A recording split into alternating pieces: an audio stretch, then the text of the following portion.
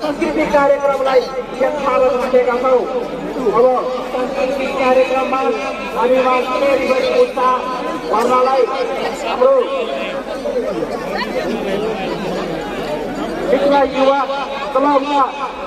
युवा क्लब जोगेश्वरका सांस्कृतिक समूहलाई म आग्रह गर्दछु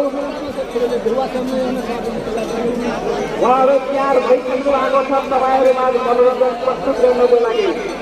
साथीहरू एकचोटि फेरि जोरदार तालीले उहाँहरूलाई स्वागत गरिदिन अनुरोध गर्दछु। ल जोरदार तालीले अब स्वागत गर्दछु इतना युवा क्लबका सांस्कृतिक समूहहरूलाई।